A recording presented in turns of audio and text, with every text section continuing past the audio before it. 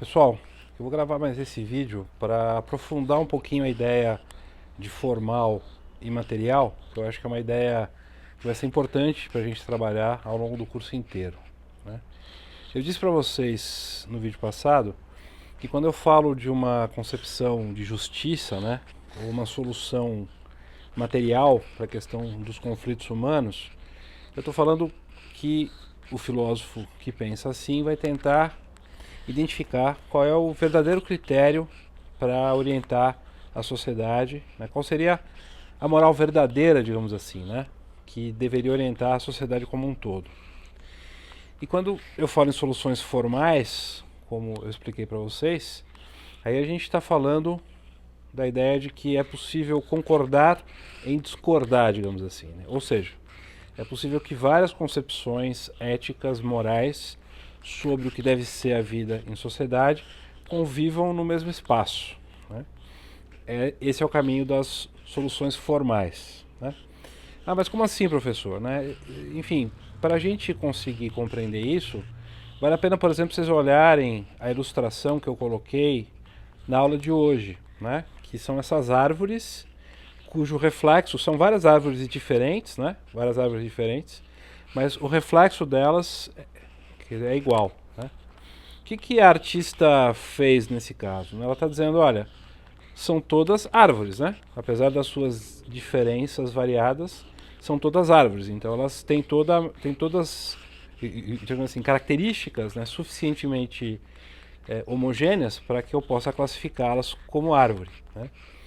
Então veja, uma solução formal para os conflitos sociais vai dizer coisas como, olha, é preciso haver um conjunto de regras que seja aplicável a todas as pessoas, independentemente das suas diferenças, né? Uma solução material vai pensar de uma outra maneira. Ela vai pensar, bom, qual é a natureza humana? Né? Ou qual é a vontade de Deus? Né?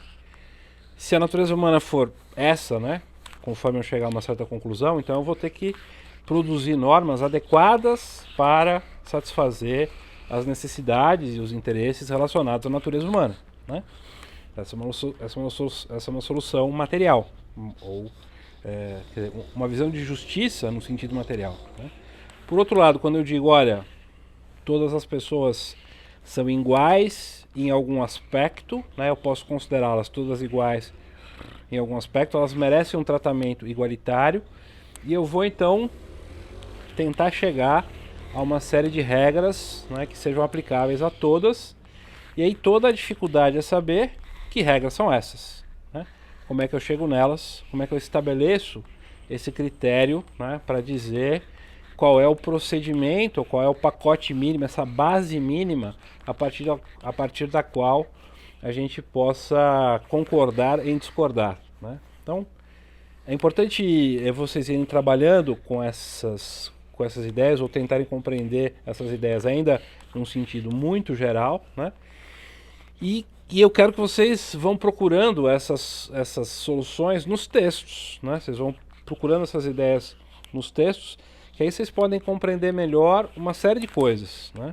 Se vocês compreenderem isso bem, a primeira coisa é, um ponto importante para o curso, a passagem, digamos assim, né, da Idade Antiga, do Aristóteles, para a filosofia moderna e contemporânea, né, que é uma passagem entre duas concepções materiais de justiça, né? O Aristóteles e os iluministas têm concepções materiais de justiça. Agora, o Aristóteles entende, né, a natureza humana e a natureza das coisas de uma maneira, que vocês vão ver nos textos, e aí conforme as aulas forem chegando eu vou explicando melhor, e os contratualistas vêm de uma outra maneira, mas são soluções materiais, né, que procuram identificar a natureza humana.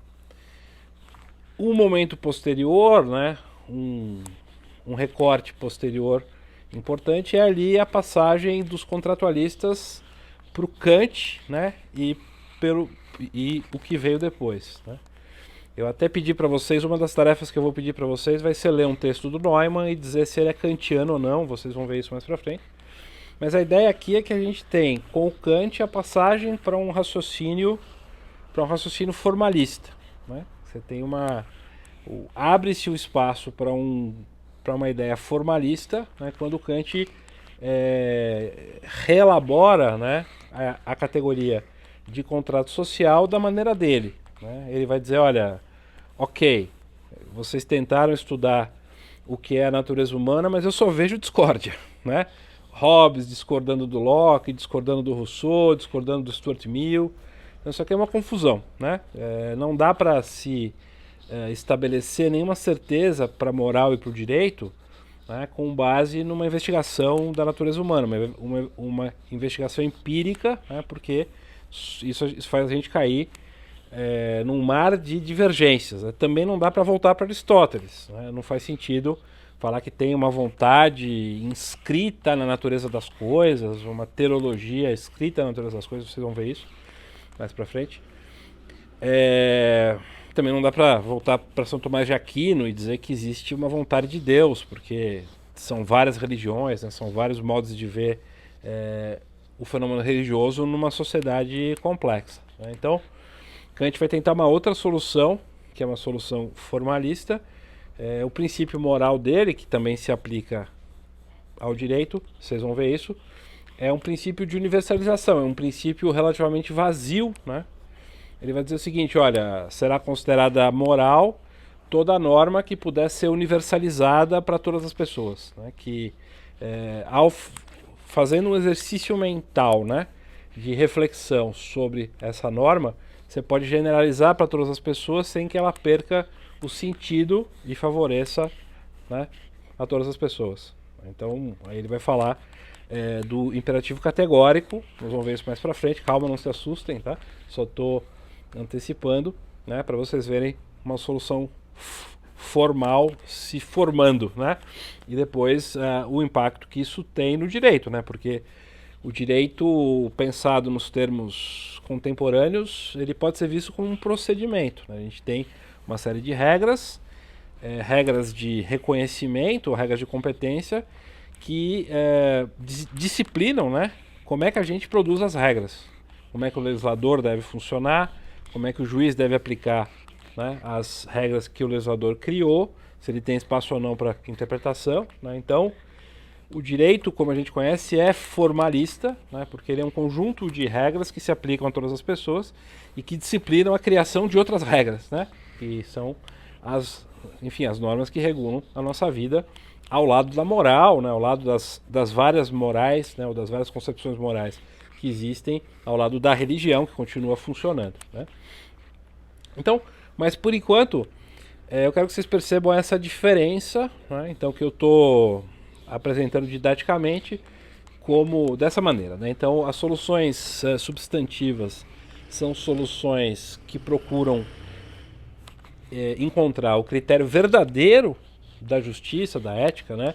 E do direito também, que vai se aplicar a tudo. Você tem uma tentativa aristotélica e do São Tomás, né, de falar da vontade da natureza, da ordem natural das coisas, ou da vontade de Deus, né? E tem a solução iluminista, né, dos contratualistas, que vão pesquisar a natureza humana, né? Como é que é a natureza humana, e se eu identificar cientificamente, filosoficamente, o que é a natureza humana, eu consigo estabelecer as regras morais e éticas adequadas. Né? E aí temos essa virada kantiana, Kant, Kelsen, depois o que vem ali no século XIX e século XX, que vão apresentar a questão de uma outra maneira. Aí a questão não é identificar mais o critério substantivo do que seja a verdadeira ética, né, do que seja o verdadeiro direito. Aí é concordar em discordar, como eu estou apresentando didaticamente. Eu vou tentar achar uma base mínima, né, uma base mínima, regras básicas ou regras fundamentais que possam ser aplicáveis a todas as pessoas e que também disciplinem a criação de outras regras. Né? Daí tem essa virada para o formalismo, que começa ali com Kant, depois também influencia os juristas, né? E transforma o nosso modo de pensar. Né? E aí lembrem da ilustraçãozinha das árvores, né? Porque a parte de cima da figura é as árvores sob o olhar concreto, né? Na sua diferença e na sua diversidade. Aí a figura de baixo né? A parte de baixo seria o que as árvores têm em comum, né? E é esse momento formal em que eu posso chamar, né, várias árvores diferentes usando a mesma palavra, e isso não vai gerar nenhum ruído na comunicação, né? As pessoas entendem aquilo como árvore. Tá bom? Então vamos seguindo aqui. Nos vemos no próximo vídeo. Espero que esteja indo tudo bem com o curso. Vamos nos comunicando, né? Já falei, é importante a gente interagir por meio de mensagem, por meio... Se vocês quiserem fazer uma conversa comigo também pelo Teams, a gente pode marcar, né? Vamos nos comunicando, mandem, enfim, as mensagens. Estou aguardando aqui que vocês façam as tarefas, né? Para a gente ter um semestre tranquilo e também, enfim, né, eu consegui saber, como eu falei no primeiro vídeo, né, eu preciso muito saber como é que vocês estão recebendo os textos para que eu possa fazer bem aqui o meu trabalho, tá bom? Um abraço e até a próxima.